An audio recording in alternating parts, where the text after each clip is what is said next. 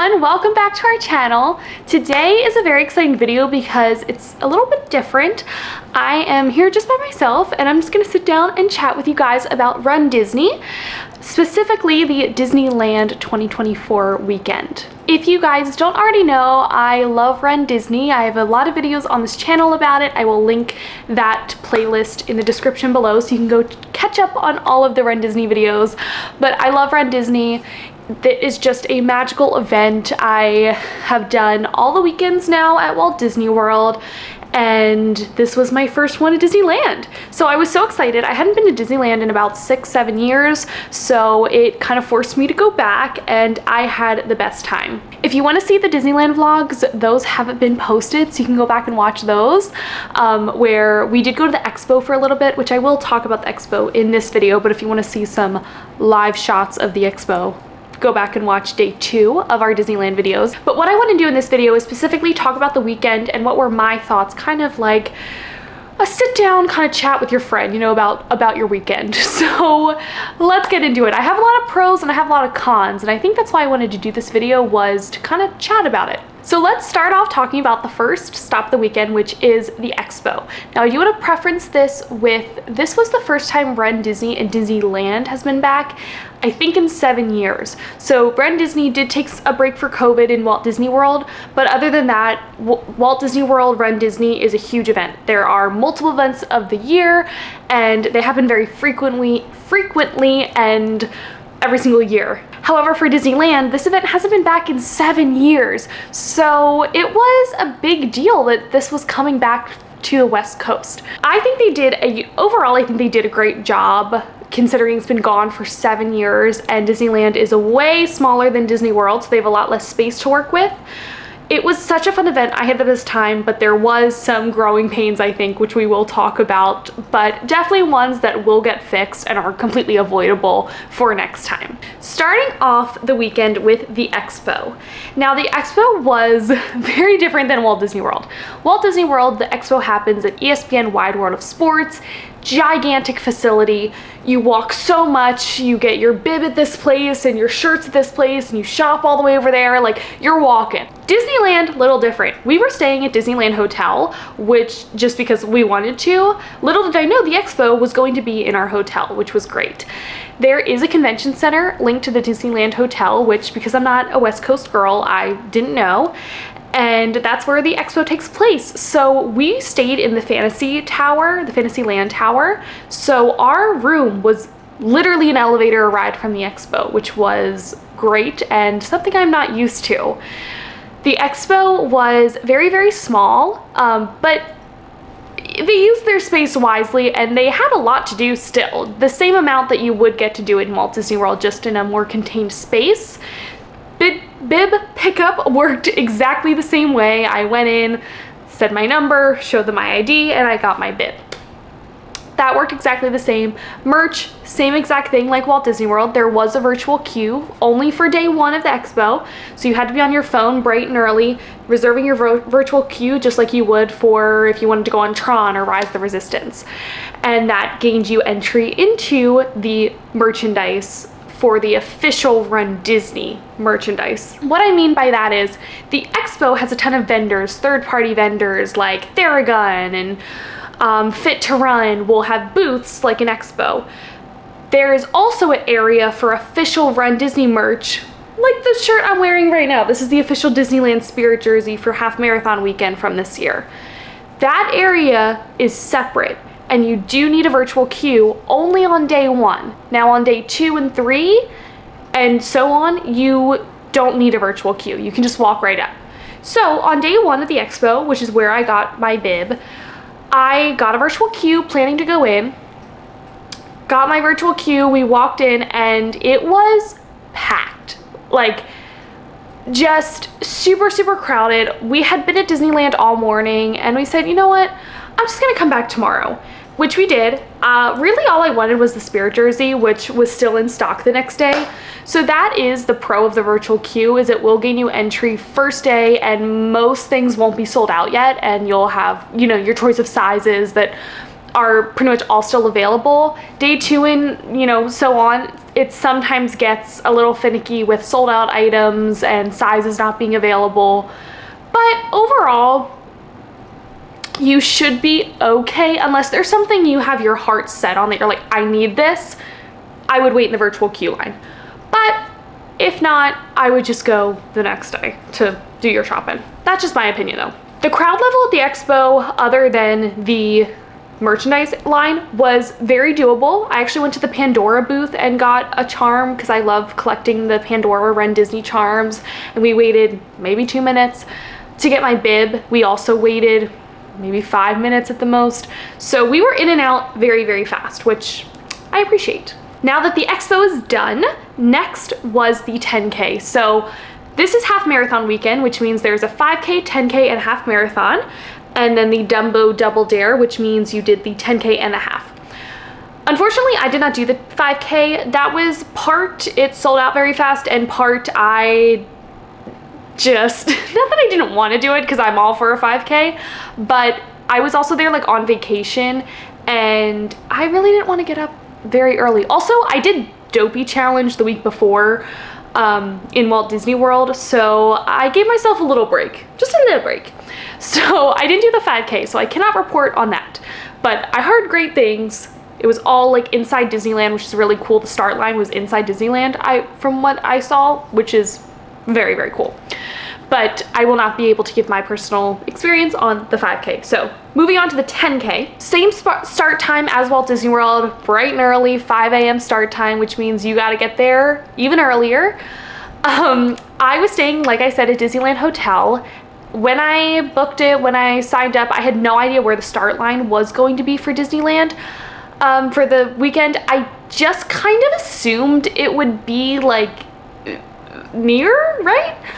It was pretty far. Now, not too far that I was walking like miles, but it was, if you know Disneyland, if you go through downtown Disney and then you get to the park, so Disneyland on one side, California Adventure on the other side, and you keep walking that way for where there's like security, another security entrance, past security, kind of now you're in Anaheim, not on Disney property. We just kind of kept walking further and further back that way until we were in this kind of big open area.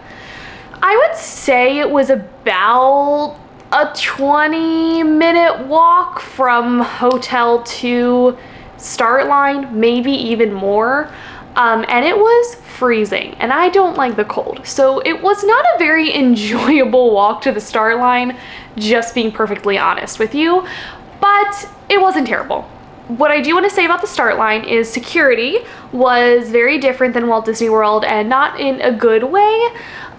Walt Disney World security has gotten so great with just walking through those detectors, and then they pull you aside if they need to do further searching of your bags or anything, but you take your bag with you now, which is just wonderful. It makes it so seamless and so easy. Disneyland does not have that system yet, so it is the old-fashioned way of sitting all your bag down, emptying out all your pockets, someone manually going through your whole bag, and then you walking through the metal detector, and then you grabbing all your stuff, putting it back in and going. It takes a lot more time than just walking through, and the security lines were long, like really, really, really, really, really long.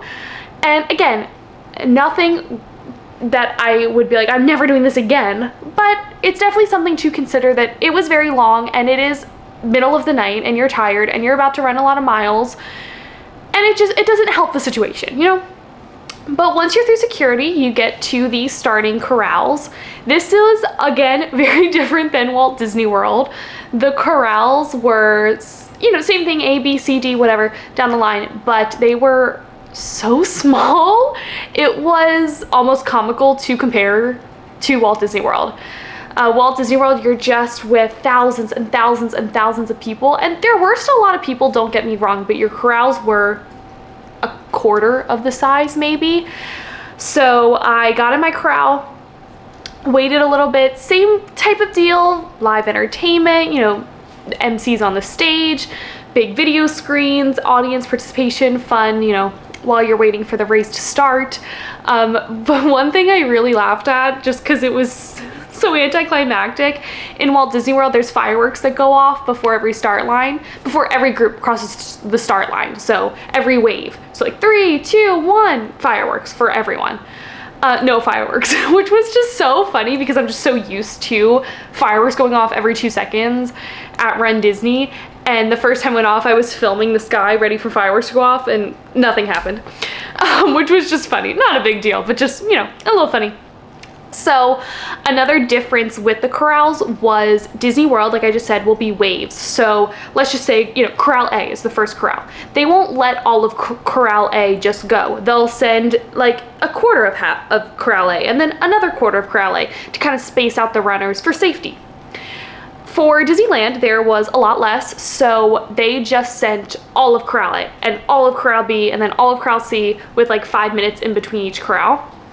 So your whole corral went at once, which made time go by way faster, but also it was kind of a lot of people once just being like, okay, now we're running. And I was in Corral A for the 10K and I didn't notice a ton of bottlenecking because I was in Corral A, so I was the first corral to go, but I did hear about people in other corrals experiencing a lot of congestion because a lot of runners were just kind of going all at once. However, the biggest positive for the 10K, because I feel like I'm sorry being a little negative right now, but the biggest thing for the 10K was the course. The course was amazing. We were off property for the first like 2-ish miles, I believe. I could be wrong, but just the first little bit. We were not on Disney property, but we went like all through California Adventure and all through Disneyland before finishing. Especially like Hollywood Studios, for some reason, you'll go in the park for like 2 seconds and then you're gone. You were just in the park so much for the 10K. It was one of my favorite Run Disney courses ever.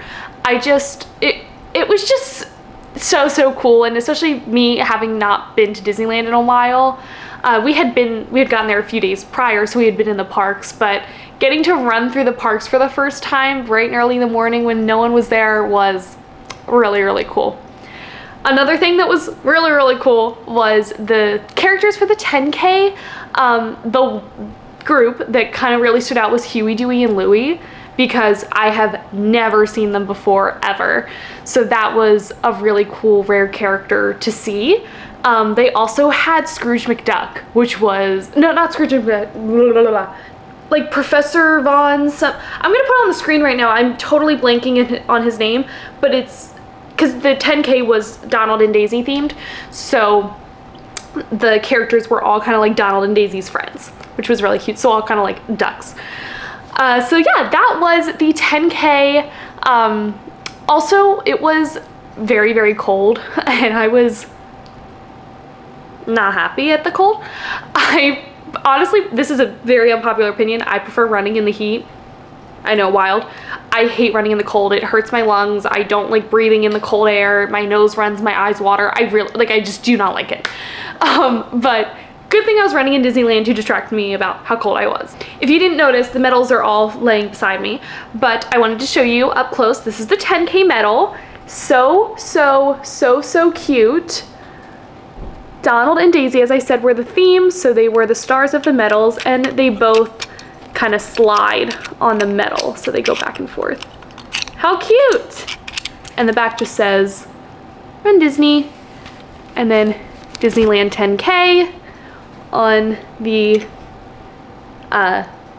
lanyard. So yeah, 10K, done. Next day was the half marathon, so same thing. So this is gonna be a much shorter section because the walk to the corral, the security, all kind of the same. Security lines were shorter for the half marathon than the 10K. I don't know if something changed. I heard they added more security, like lanes, so I think that probably was it. So it was a little better that day, but same walk to the corrals. Corrals were very similar. They did, however, did they? Now I'm second guessing myself, but I have vague memory. No, I think they let the whole corral go at once again. They did. I think they did. I thought they did waves, but now I'm like, no, I don't think they did. The only thing about the half marathon that was not ideal before the start was we got delayed a little bit, and we don't know why. It was like 5 minutes till the start, and we had yet to sing the national anthem or anything, which normally happens way before that. And people around me were starting to talk like, this is kind of weird, we're not really starting yet. And then at 5, the announcers were like, okay, we're taking a short break, and just left. So we were all very confused. I wasn't super annoyed with it, but people around me were very, very annoyed, which I get. You're about to run a half marathon. That's a lot of miles. It's early. It's freezing. It was freezing. We're all, you know, a little sleep deprived. So I get it. You just want to start your race. And it was weird. We didn't really get any communication on like when we're starting. So we ended up starting about 15 minutes late, which again, not terrible, but less than ideal for sure. The course for the half marathon is something I had heard about a lot because it's a half marathon, so it's a lot of miles, and Disneyland is very small. So you can't spend the whole time on property. Disney World, you can run a full 26.2 marathon inside of the Walt Disney World property without ever leaving. Disneyland, you can't run a half marathon without leaving property. So the first 6 miles were pretty much on property. I mean, you start off property, but the first 6 miles is when you went through both parks. You were in downtown Disney, and actually my dad was able to spectate me at the start line and in between the 2 parks. So he was able to kind of stand. There was a lot of spectators there and see me there as well. So we were kind of all in the park, super fun. And then the last like over 6 miles, like the last half of the marathon was all in the city of Anaheim, which has its pros and has its cons. For me, I'm somewhere in the middle. I get that if I'm signing up for a Disney race, I kind of want to be in Disney World. However, it was a cool experience. I probably would have never signed up for like an Anaheim half marathon. So it was cool to get to see the city of Anaheim. We got to go by Angel Stadium, which I'm a big baseball fan, and that was really, really, really cool and beautiful. It was right as the sun was rising and just stunning, gorgeous. Angel Stadium definitely was a highlight of the course. But yeah, for a while you are just kind of running through neighborhoods and roads. So for me, I've done half marathons not at Disney, like Brooklyn and Philly, and so I'm not that I'm used to it, but I don't mind running not in Disney World, you know what I mean? But if you're someone who only does Run Disney, it's going to be very boring for you, and it's boring for me too. I just kind of expected it, you know what I mean? But if you're expecting to run a half marathon through Disneyland and 6 of the miles are in a neighborhood, also Disneyland and Disney World, but the entrance fee, the registration fee, is quite larger than normal half marathons. So you're also factoring that into it, is do I want to pay all this money to run a Disney race where for more than half of it I'm not going to be in Disney? That is a question to ask yourself, but you do have to be prepared for the Disneyland halves. They're not going to be in Disneyland. They do state that though. I did notice like on the website it's like Disneyland half marathon and through the city of Anaheim. So they're not, you know, pretending like, oh yeah, you'll be in Disneyland and then you're not. But it is a good thing to remind yourself that you will be not on Disney property for most of the race. It was really cute though. A lot of people from the neighborhood came out to like put on little entertainment or to make signs. It was really, really sweet. So I didn't feel like I was just kind of in the middle of nowhere, you know, just like kind of running around neighborhoods. It really did still feel like great energy, great spectators, which you do expect from a Disney race. Just like the 10K, I'm going to show you my medals. So this was the medal for the Disneyland half marathon. I absolutely love it. It is so cute. Mickey and Minnie, and they kind of like they're on like little springs, so they kind of like bounce back and forth.